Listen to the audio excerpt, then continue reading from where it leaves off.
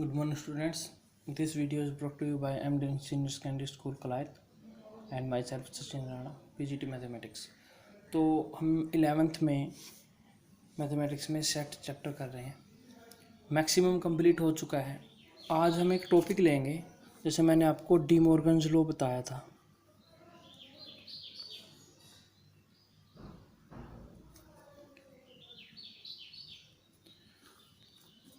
थोड़ा मैं आपको इनका प्रूफ बताता हूँ, ठीक है। हालांकि एग्ज़ाम्स में वैसे तो अगर आप जो क्वेश्चंस हैं, अगर आपका फोकस सिर्फ ये है कि एग्ज़ाम में क्या पूछा जा सकता है, तो चांसेस थोड़े कम होते हैं कि आपसे किसी थ्योरम का प्रूफ पूछा जाए, लेकिन फिर भी आपको पता होना चाहिए।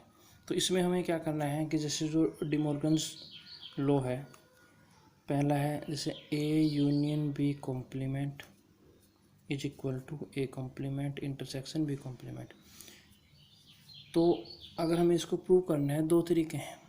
या तो आप इनको सेट मान लीजिए, भाई एक सेट मान लिया, ये भी ये मान लिया, ये मान लिया, उसके अकॉर्डिंग कर दीजिए, ठीक है। दूसरा क्या है कि आप बिना सेट माने कोई एलिमेंट एज्यूम करके तब भी कर सकते हैं, ठीक है। तो हम अभी वही करेंगे। तो सबसे पहले देखिए, आपको क्या करना है कि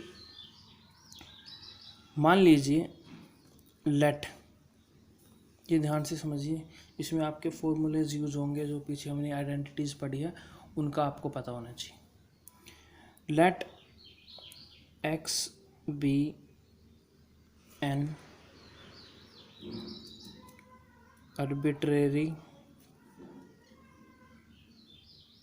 element of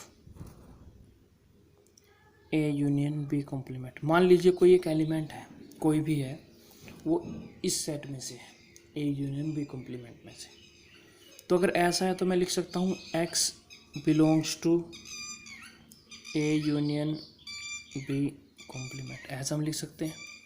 फिर अगर वो हमने माना है कि लेट एक्स बी यानी arbitrary element of A union B complement, तो अगर वो ए यूनियन बी कॉम्प्लीमेंट में है तो इसका मतलब एक्स बिलोंग करेगा इसको, ठीक है। यहाँ तक समझ में आ गया होगा आपको। अब सोचिए कि अगर वो ए यूनियन बी कॉम्प्लीमेंट में है, इसका मतलब वो ए यूनियन बी में नहीं होगा। सिंपल सी बात है भाई, कॉम्प्लीमेंट में कोई चीज़ होती है तो इसका मतलब वो ए यूनियन बी में नहीं है। जब ए यूनियन बी कॉम्प्लीमेंट में, अगर ए कॉम्प्लीमेंट में कोई चीज़ होती है, इसका मतलब वो ए में नहीं है, ऑब्वियस है। तो अगर एक्स बिलोंग कर रहा है ए यूनियन बी कॉम्प्लीमेंट से, इसका मतलब एक्स बिलोंग नहीं करेगा ए यूनियन बी से, ठीक है। तो इसका मतलब एक्स जब इनके यूनियन में नहीं है तो इसका मतलब ना तो वो ए में है और ना ही बी में है।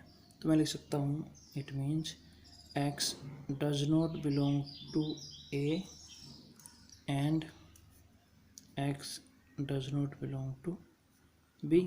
तो जब ए और बी के यूनियन में ही नहीं है वो, इसका मतलब ना तो ए में है ना वो बी में है। अगर वो ए में होता तो सिंपल सी बात है, यूनियन में तो वो ए और बी दोनों का ले लेते हैं हम। तो जब वो यूनियन में ही नहीं है, इसका मतलब ना तो ए में है और ना ही बी में है। आई होप समझ में आ गया होगा आपको ये। अब देखिए, जब एक्स ए में नहीं है तो इसका मतलब है कि ए कॉम्प्लीमेंट में होगा, ठीक है। और ऐसे ही एक्स है जो वो बिलोंग करेगा किससे, बी कॉम्प्लीमेंट से। तो ए कॉम्प्लीमेंट में भी है और बी कॉम्प्लीमेंट में भी है। अब खुद सोचो, अगर कोई चीज़ दोनों में है, ए और बी में अगर कोई चीज़ होती है, इसका मतलब वो उन दोनों के इंटरसेक्शन में भी होगी। सिंपल सी बात है, जो दोनों में है तो इसका मतलब वो इंटरसेक्शन में भी है। तो मैं लिख सकता हूँ it means x belong to A intersection A complement intersection B complement, ठीक है। अब देखिए, एक्स बिलोंग कर रहा था ए यूनियन बी कॉम्प्लीमेंट से और एक्स बिलोंग कर रहा है A complement intersection B complement से। तो हम कह सकते हैं कि A intersection B complement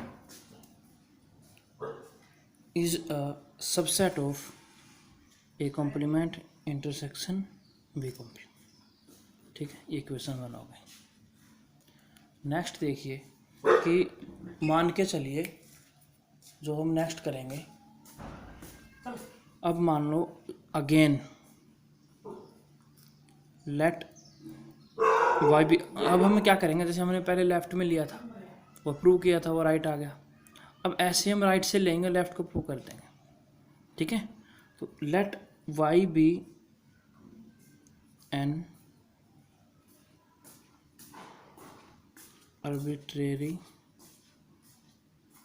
element of A complement intersection B complement। ठीक है, मान लीजिए अब y एक एलिमेंट है जो A complement intersection B complement में है। तो अगर ऐसा है तो इसका मतलब एक y है जो वो बिलोंग करेगा A complement intersection B complement से। जब उसके अंदर है तो ऑब्वियस उसमें बिलोंग करेगा वो।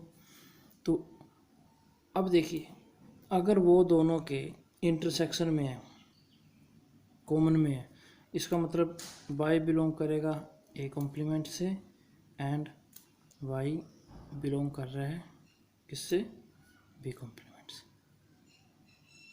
ठीक है, तो अगर y A कॉम्प्लीमेंट में है, इसका मतलब y A में नहीं है। और ऐसे ही अगर y बिलोंग कर रहा है B कॉम्प्लीमेंट से, तो अगर कोई चीज़ किसी के कॉम्प्लीमेंट में, इसका मतलब B में नहीं है वो, तो हम लिख सकते हैं y does not belong to B। ठीक है, अब देखिए ना तो A में है ना B में है, तो ऑब्वियस है दोनों के यूनियन में भी नहीं होगी, तो y does not belong to A union B। ठीक है,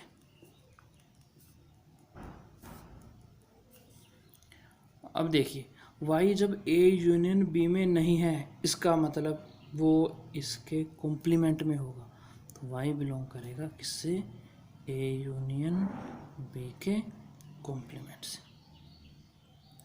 ठीक है, y बिलोंग कर रहा था A complement intersection B complement से, और y बिलोंग कर रहा है A यूनियन B कॉम्प्लीमेंट से। तो इसका मतलब हम कह सकते हैं कि A complement intersection B complement is the subset of A union B complement, equation 2।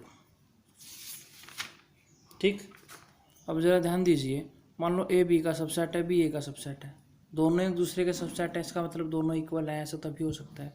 So from equation 1 and 2 we get, हमें मिलेगा A union B intersection, A union B complement is equal to A complement intersection B complement. ठीक है, I hope आपको समझ में आ गया। ठीक, एक बार और देख लीजिए आप, हमने क्या किया, एक आर्बिट्रेरी एलिमेंट ले लिया, A यूनियन B कॉम्प्लीमेंट में है मान लीजिए वो। ठीक है, कोई चीज़ किसी के कॉम्प्लीमेंट में है, इसका मतलब अगर हम कॉम्प्लीमेंट हटा दें तो वो चीज़ भी हट जाएगी, इसका मतलब x does not belong to A union B। अब अगर यूनियन में है तो इसका मतलब दोनों में नहीं है वो, मतलब अगर यूनियन में नहीं है तो दोनों में नहीं है, तो x does not belong to A, x does not belong to B। अब अगर A में नहीं है तो A कॉम्प्लीमेंट में होगा, यहाँ पे भी x बिलोंग नहीं कर रहा है B से, तो इसका मतलब B से करेगा। ठीक है, दोनों में है तो उनके इंटरसेक्शन में भी होगा। ठीक है, तो A intersection B complement is the subset of A complement intersection B complement. ठीक, तो ऐसे ही हमने सेकंड को लिया, सेकंड पार्ट, उसमें से भी हमने सेम प्रूव कर दिया, A complement intersection B complement is the subset of A union B complement. ठीक है, अब देखिए A intersection B complement subset है किसका, A complement intersection B complement का, और A complement intersection B complement फिर से सबसेट आ गया किसका, ए यूनियन बी कॉम्प्लीमेंट का। ठीक है, तो इसका मतलब क्या हुआ कि जो हमारा ए यूनियन बी कॉम्प्लीमेंट है वो किसी इक्वल होगा A complement intersection B complement.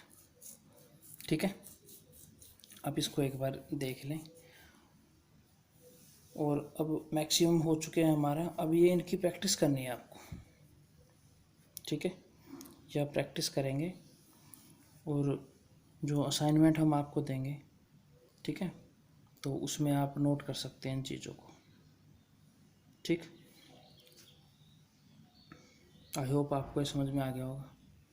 ठीक है, तो मिलते हैं नेक्स्ट वीडियो में, और उसमें हम आपके क्वेश्चंस हो, जो भी प्रॉब्लम होगी आपकी असाइनमेंट वगैरह देंगे आपको, उनमें कोई प्रॉब्लम होगी तो आप पूछ सकते हैं।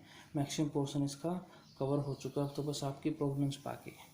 ठीक है, और ये कुछ लॉज हैं, जैसे अभी हमने डी मॉर्गन्स लॉ पढ़ा है, तो ऐसे ही कम्यूटेटिव लॉ, डिस्ट्रीब्यूटिव लॉ, वो भी आप प्रैक्टिस कर सकते हैं। ठीक है, तो मिलते हैं नेक्स्ट वीडियो में। Thank you very much.